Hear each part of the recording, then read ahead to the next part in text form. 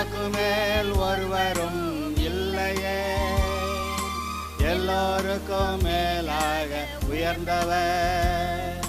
உமக்கு மேல் ஒருவரும் இல்லையே. அல்லேலூயா, அல்லேலூயா. ஏசாயா 6வது அதிகாரம்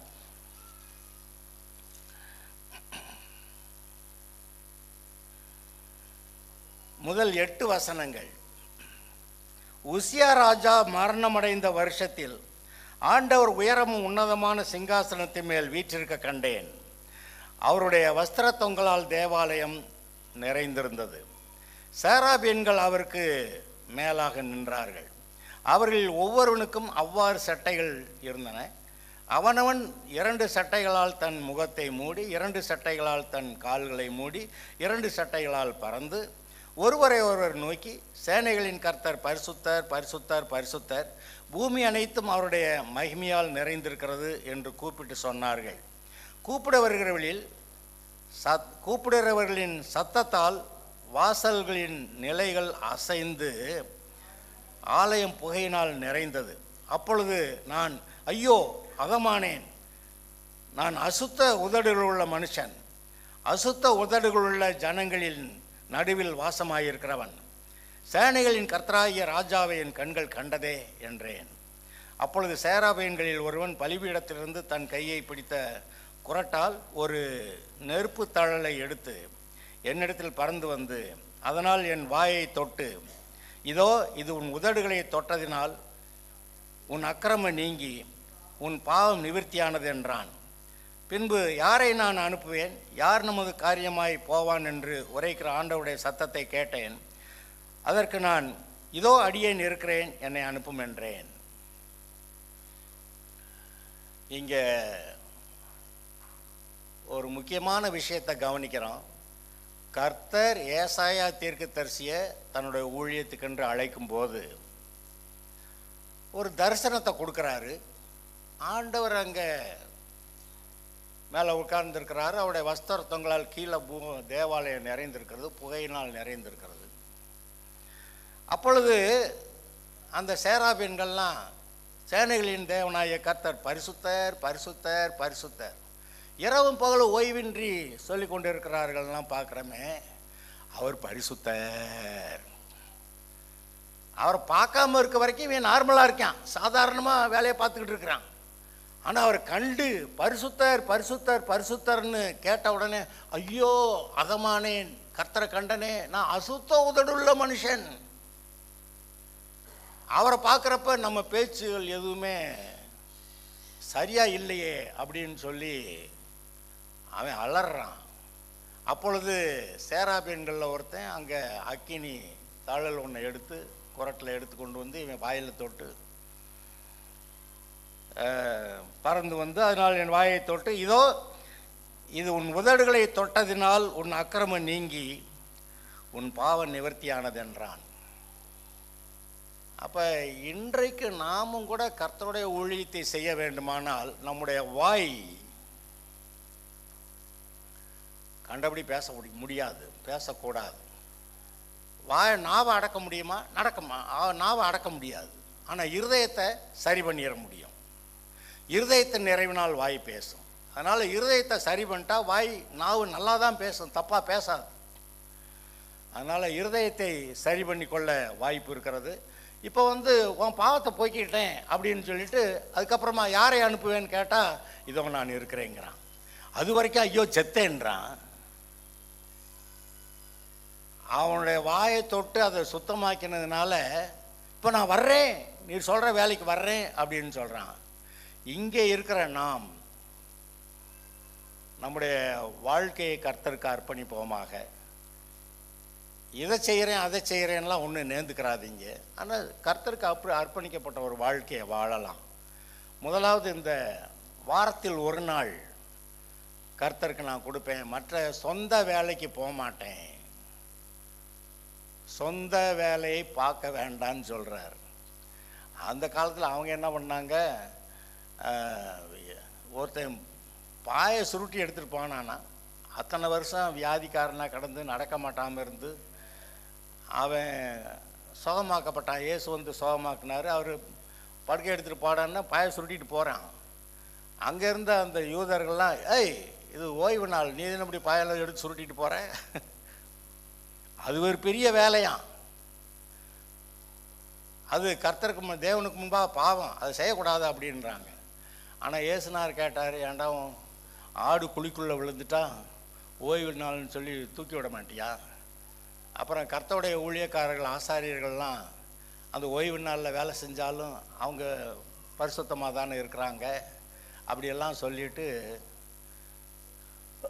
அதுக்கு ஒரு கவுண்டர் கொடுக்குறாரு. நாம் ஓய்வு நாளில் நற்காரியங்கள் செய்கிறது சரிதான்னு சொல்ல வர்றாரு. நற்காரியங்கள் தான் என்னது? எங்கே எபேசியர் 2:10, எபேசியர் 2:10 எடுத்தவங்க யாராவது வாசிக்கலாம்? ஏனெனில் நற்கிரியைகளை செய்கிறதற்கு நான் கிறிஸ்து இயேசுவுக்குள் சிருஷ்டிக்கப்பட்டு தேவனுடைய செய்கையாக இருக்கிறோம். திரும்ப வாசிக்கலாம். ஏனெனில் நற்கிரியைகளை செய்கிறதற்கு நாம் கிறிஸ்து இயேசுவில் சிருஷ்டிக்கப்பட்டு தேவனுடைய செய்கையாக இருக்கிறோம். அவைகளிலே நாம் நடக்கும்படி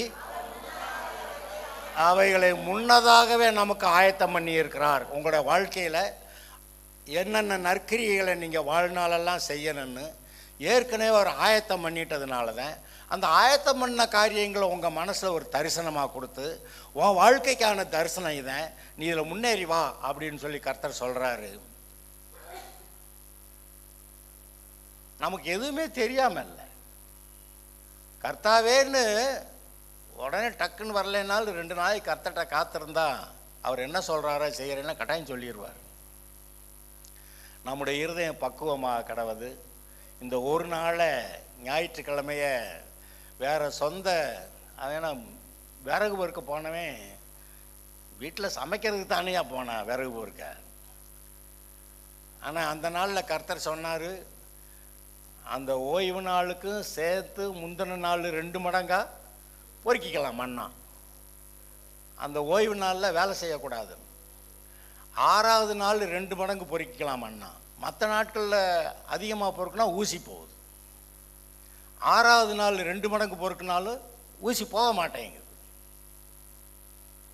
ஏன்னா அவனுக்கு சாப்பிட வேணும், ஆனால் வேலை செய்யக்கூடாது. அப்படி கர்த்தர் கணக்கு போட்டு சொல்லியிருக்கும்போது நம்ம சமைக்கிறதுக்கு விறகு பொறுக்க போக முடியாது. யோசிங்க. நான் உடனே இதை ஸ்ட்ரிக்டாக கெடுபிடியாக கட்டாயமாக நான் சொல்லலை. கர்த்தர் உங்களுக்கு கொடுத்துருக்கிற லிபர்ட்டி, விடுதலையை நான் அது இல்லாமல் போக பண்ண விரும்பலை. நான் சர்ச்சுங்க ஆரம்பிக்கும் போதே இங்கே பக்கத்தில் சொல்லப்படுகிற சுற்றிலுமாய் சொல்லப்படுகிற தவறான உபதேசங்கள் எதுவும் இங்கே வரக்கூடாது. கர்த்தருடைய வசனத்தின்படி அவர் என்ன சொல்கிறாரோ அதை மட்டும்தான் சொல்லணும் அப்படின்னு சொல்லி தீர்மானித்து வந்தேன். இன்றைக்கு நான் சொல்கிறேன், கர்த்தருக்கு முன்னாடி ஒரு விஷயம் கூட தப்பாக பைபிள்லேருந்து நான் உங்களுக்கு போதிக்கலை. அதுக்காக கர்த்தரை ஸ்தோத்தரிக்கிறேன். நான் ஜெபம் பண்ணேன், கர்த்தரை அறிகிற அறிவில் நான் வளரணும், நான் சரியாக சொல்லணும்னு நான் ஜெபம் பண்ணேன். கர்த்தர் எனக்கு அந்த அறிவை கொடுக்குறாரு, இன்னும் அதிகமாக கொடுத்துக்கிட்டே இருக்கிறாரு. ரொம்ப ஆச்சரியப்படத்தக்க விதத்தில் அது வந்துக்கிட்டு இருக்குது. நீங்களும் கர்த்தரை அறிகிற அறிவில் வளரணும்னு சொன்னால் கர்த்தர் கொடுப்பார். நான் ரட்சிக்கப்பட்ட கொஞ்ச நாளில் அங்கே ஒரு சர்ச்சை அட்டன் பண்ணியிருந்தப்ப ஒரு வெள்ளைக்காரர் பிரசங்கம் பண்ணார். பிரசங்கம் பண்ணிவிட்டு கடைசியில் யாரெல்லாம் இயேசு ஆண்டவராக ஏற்றுக்கிட்டு இருக்கிறீங்க, யாரெல்லாம் கர்த்தருக்கு பிரியமாக ஊழியம் செய்ய விரும்புகிறீங்கன்னா எந்திரிச்சு நின்ட்டேன்.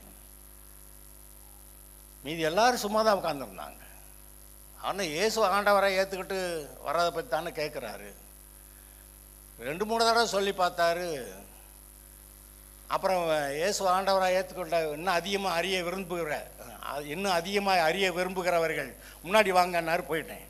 நான் மட்டும் நின்றுட்டு இருக்கிறேன். பாஸ்டர் சொல்கிறாரு, அதெல்லாம் இருக்கிற இடத்துலையா எந்திரிச்சு நில்லுங்க அப்படின்னு. அவர் இங்கிலீஷில் பேசிக்கிட்டு இவர் பேசுகிறது அவருக்கு விளங்காது இல்லை. அதனால் இருக்க இடத்துல கொஞ்சம் எந்திரிச்சு நில்லுங்கன்றாரு. நான் சொல்கிறேன், அன்னைக்கு நான் போய் முன்னாடி நின்றுட்டேன், இயேசு அறிவில் நான் வளரணும்னு. அன்றைக்கு அங்கே இருந்த சர்ச்சில் இருந்த எல்லார காட்டிலும் நான் அதிகமாக தான் தேவனை அறிகிற அறிவில் வளர்ந்துருக்கேன். நான் நம்புகிறேன். இன்னும் அதிகமான அந்த விவரங்கள் வந்து கொண்டிருக்கின்றன. ஒரு ஆசை. பைபிள் படிக்கிறது ஒன்று, பைபிளை படிச்சுட்டு தேவனை அறியணும். தப்பாக பிரசங்கம் பண்ண முடியாது. அதனால் தேவனை அறிந்து கொள்ள ஒரு ஆசை உங்களுக்கு வரட்டும். இங்கே உடனே ஊழியம் செய்ய முடியல. கர்த்தர் அவன் வாயை தொட்டு இது பரிசுத்தமாக்கிருச்சு போனைய, அதனால் ஊழியம் செய்யலாம் அப்படின்னு சொல்ல வர்றதுனால நாமும் கூட அமர்ந்து, கர்த்தாவே என்னுடைய இருதயம் என்னுடைய உதடுகள் பரிசுத்தமாக இருக்கணும்னு நான் அதுக்காக ஒப்புவிக்கிறேன். என்னை நடத்துங்க. என் வாயிலிருந்து கர்த்தருடைய வார்த்தைகள் தான் வரணும், வீண் வார்த்தைகள் வரக்கூடாது. வீண் வார்த்தைகளை பேசுகிறதோட சும்மா இருக்கலாம். ஒருவேளை இயேசு என்னுடைய ஸ்தானத்தில், என் இடத்துல இயேசு நீங்கள் இருந்தால் என்ன சொல்லுவீங்களோ என்ன பேசுவீங்களோ அதை மட்டும் நான் பேசட்டும் செய்யட்டும் அப்படின்னு சொல்லி நீங்கள் கர்த்தர்கிட்ட சொல்லி உங்களுடைய தீர்மானத்தில் முன்னேறலாம். இது நான் நேர்ந்துக்கிறத பற்றி சொல்லலை, வாழ்க்கையில் முன்னேறது, கிறிஸ்துவுக்குள்ளே முன்னேறதை பற்றி சொல்கிறேன். கர்த்தர்கிட்ட நீங்கள் கேட்கலாம், அதிகமான வெளிப்பாடு கிடைக்கும். ஏன்னா வெளிப்பாட்டை கொடுக்குற பரிசுத்த ஆவியானவர் உங்களுக்குள்ளே இருக்கிறாரு. அவர் தேவனுடைய ஆழங்களையும் ஆராய்ந்தவர். சத்திய ஆவியாகி அவர் வரும்போது சகல சத்தியத்துக்குள்ளும் உங்களை நடத்துவார். அந்த இயேசு சொன்னார், நான் போகும்போது வேறொரு தேற்றரவாளன் பரிசுத்த ஆவியானவர் அவர் வருவார். அவர் அபிஷேகத்தில் நீங்கள் பலன் அடைவீங்க. பரிசுத்த ஆவி உங்கள் மேல் வரும்பொழுது நீங்கள் பலன் அடைந்துன்றாரு. அப்போ அபிஷேகம் நமக்கு வேணும். அமர்ந்து கர்த்தாவே என் வாய் கர்த்தருடைய வார்த்தையை மட்டும் பேசணும், எனக்கு ஒரு அபிஷேகம் வேணும் அப்படின்னு சொல்லி, ஒருவேளை இந்த ஒரு வாரத்துக்கு, இந்த வாரத்தில் ஒவ்வொரு நாளும் உங்களை பரிசுத்தப்படுத்தி ஒப்புவித்து நீங்கள் ஜெபம் பண்ணிங்கன்னா இந்த ஒரு வாரத்திலேயே நீங்கள் ஒரு வித்தியாசத்தை பார்ப்பீங்க. கர்த்தருக்கு முன்பாக மீதி இருக்கிற காலங்களை, நம்முடைய வாழ்க்கையில் சிலர் 20 வயசு, 30 வயசு, 50 வயசு, எங்கள்லாம் கேட்டால் 75 வயசு. ஆனால் என்ன யோசிக்கிறோம், மீதி இருக்கிற ஒவ்வொரு நாளும் கர்த்தருக்கு பரிசுத்தம். நம்ம அப்படி ஒரு தீர்மானத்தை எடுக்கலாம். அவர்கிட்ட சொல்ல வேண்டாம், அது சொன்னாதான் வாக்கு பண்ணதாகிடுது. ஆனால் நம்ம தீர்மானம் எடுக்கலாம். கர்த்தரை அறிகிற அறிவில் வளரலாம். அது நமக்கு நல்லது. இப்படி வளர்றதை காட்டில் வேறு எந்த விதத்தில் நேரத்தை செலவு பண்ணுறது நன்மையானதாக இருக்க முடியாது. அதில் கர்த்தருக்கு ஒப்புவித்து கர்த்தரை அறிகிற அறிவிலே வளரலாம். அப்போ தான் நம்முடைய வாழ்க்கையில் சரியான தீர்மானங்களை எடுப்போம். இப்போ நம்முடைய வாழ்க்கையில் இருக்க நிறைய பிரச்சனைகள் நம்மளாக இழுத்துக்கிட்டது. நாமளாக ஒரு தப்பாக தீர்மானம் எடுப்போம், அது பின்னாடி ஒரு பிரச்சனையாக வரும். அப்புறம் நம்ம அதை தீர்க்கிறதுக்கு போராடிட்டு இருப்போம். ஆனால் சரியாக தீர்மானம் பண்ணும்போது நம்ம எடுக்கிற தீர்மானத்தினால நம்ம பின்னாடி ஐயோ இப்படி பண்ணிட்டோமேன்னு வருத்தப்பட வேண்டிய அவசியம் இருக்காது. யோபு அதை சொல்லுவான், என்னுடைய ஜீவன் உள்ள நாளெல்லாம், அது என்ன அந்த வசனம் சொல்லுங்க, இருதயம் என்னை நிந்திக்காது. இந்த எடுத்து சொல்கிறேன் நான்.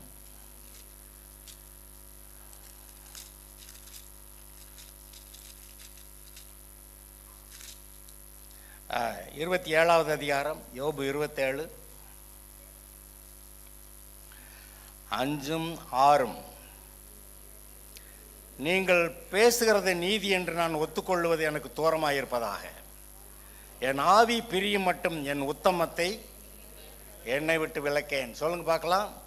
என் ஆவி பிரியும் மட்டும், அதை வேற மாதிரி சொல்லலாம், என்னுடைய வாழ்நாள் எல்லாம் என் உத்தமத்தை என்னை விட்டு விலக்கேன், என் நீதியை என் நீதியைன்னா கர்த்தர் கொடுத்த நீதி, அவருடைய நீதி. அந்த நீதியை கெட்டியாய் பிடித்திருக்கிறேன், அதை நான் விட்டு விடேன். நான் உயிரோடு இருக்கும் அளவும் என் இருதயம் என்னை நிந்திக்காது. நீங்கள் சரியான தீர்மானம் எடுத்துகிட்டு போகிற போது பின்னாடி அப்படி செஞ்சிட்டாமே அப்படி உங்கள் இருதயம் உங்களை குற்றம் சொல்லாது.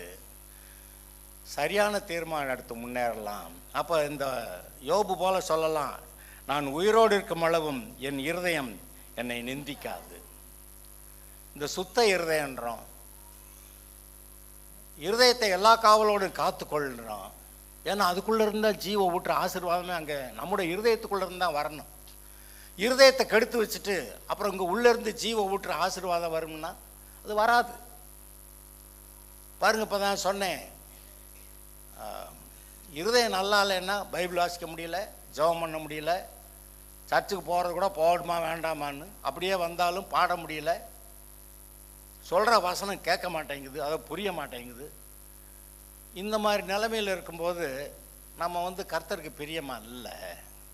இருதயம் சரியாக இருந்தால் ஆவியானவர் உற்சாகத்தை கொடுக்குறாரு, கர்த்தரை துதிக்க, பைபிள் வாசிக்க. அப்படி போட்டிருக்கா இப்படி போட்டிருக்கா அப்படின்னு நீங்கள் சுற்றி சுற்றி பெரட்டி பெரட்டி வாசிப்பீங்க. அப்போ இங்கே தனியாக இங்கே கொஞ்சம் அங்கே கொஞ்சம் விளங்குச்சுன்னு இல்லாமல் மொத்த பைபிளும் உங்களுக்கு விளங்கி இருக்கும். அதனால் இருதயத்தை கர்த்தர்ட்ட கொடுப்போமாக, தேவனை அறிகிற அறிவில் வளருவோமாக, இருதயத்தை நல்லா வச்சுக்கிறலாம். இது நான் நம்புகிறேன்.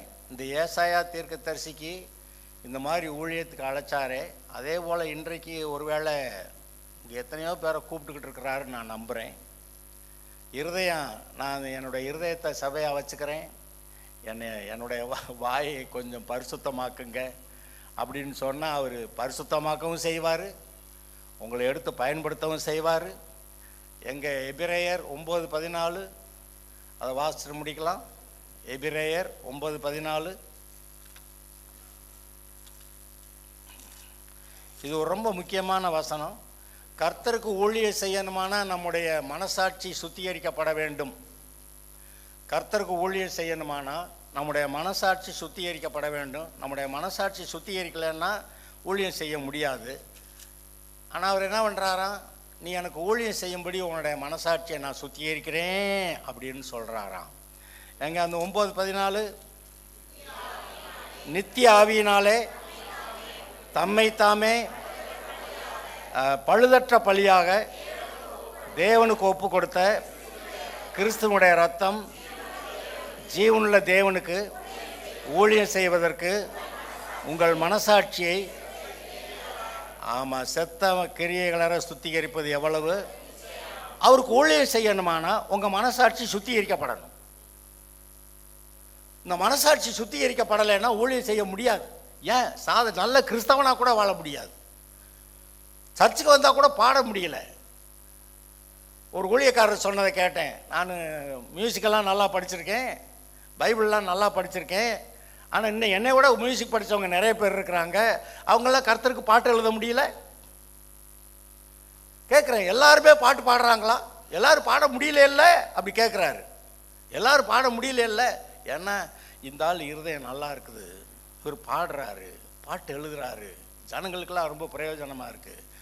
அங்கே மீதி ஆட்கள்லாம் பாடவும் முடியல, பாட்டு எழுதவும் முடியல, ஏன்னா இருதயம் சரியா இல்லை. அதனால் பாடும்போது மனதுரி பாடுவார். அதை பார்த்து இந்த ஆளோட இருதயம் எவ்வளோ நல்லா இருக்கு பாரு அப்படின்னு நானாக நினச்சிக்கிருவேன். ஏன்னா அந்த மாதிரி மனதுருக்கத்தோடு பாடுறதுக்கு சாதாரண ஆள்களால் முடியாது. அப்போ எந்த அளவுக்கு தங்களை கர்த்தருக்கென்று பரிசுத்தம் பண்ணி கொள்கிறார்களோ அந்த அளவுக்கு மனதார துதிச்சு பாட முடியுது. அதை விட நல்ல காரியமாக இருக்குது. தாவீது சொல்கிறான், இஸ்ரவேலின் தேவனால், யாக்கோபின் தேவனால் அபிஷேகம் பண்ணப்பட்டு இஸ்ரவேலின் சங்கீதங்களை அந்த பாடின மாதிரி இங்கே ஒரு ஆள் பாடிக்கிட்டு இருக்கிறான். நம்ம இருதயம் நல்லா இருக்கும், நீங்களும் 2 பாட்டு எழுதுங்க. ஹலோ,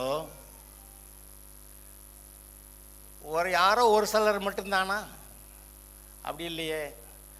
அந்த தாவீது பாட்டு எழுதினானா, பாடினானா, வாசிச்சானா, அவனுடைய காலத்துக்கு பிறகு ஆசாப்னு ஒரு மனுஷனை இந்த வேலைக்கு தெரிந்து கொண்டாராம். அவன் பாடுவானா, பாட்டு எழுதுவானா, தீர்க்கதரிசி ஆகிட்டானா, அவன் வளர்ந்தான்னு போட்டிருக்குது. அப்போ ஆரம்பத்தில் சின்ன அளவில் தான் ஆரம்பிக்கிறோம்.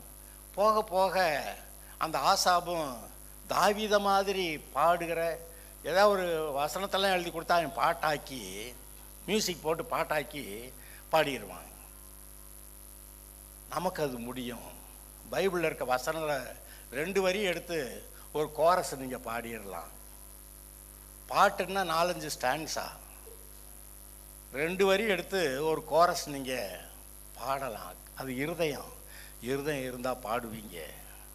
இருதயம் இருந்தால் கர்த்தர்கிட்ட உட்காருவீங்க. இருதயம் இருந்தால் கர்த்தருடைய வசனத்தை கேட்பீங்க. அது நமக்கு நல்லதாக இருக்கும். Okay, God bless. எல்லாம் ஜெபம் பண்ணலாம்.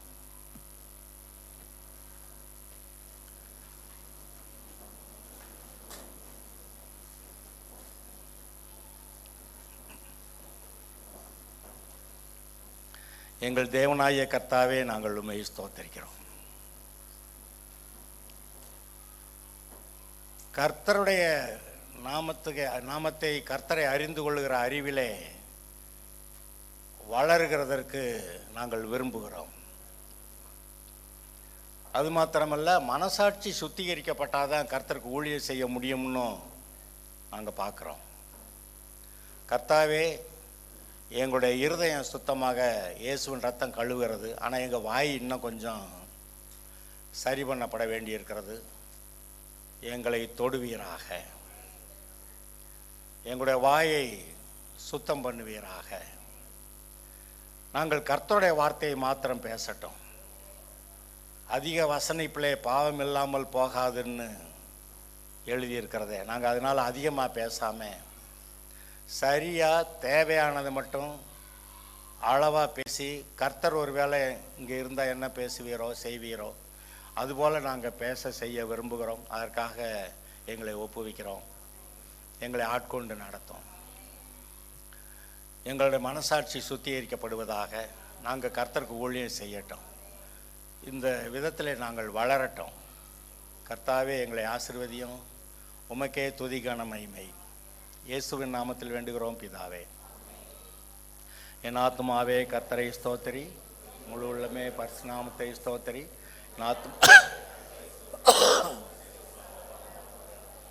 கர்த்தராகிய இயேசு கிறிஸ்துவுடைய கிருபையும் பிதாவாகிய தேவனுடைய அன்பும் பரிசுத்த ஆவியானவருடைய ஐக்கியமும் என்றென்றும் இருப்பதாக. ஆமென். அல்லேலூயா. இந்த அனௌன்ஸ்மெண்ட் படி ஒருவேளை யாராவது கொஞ்சம் பேர் இருந்து பாட்டு ப்ராக்டிஸ்க்கோ இந்த செய்தி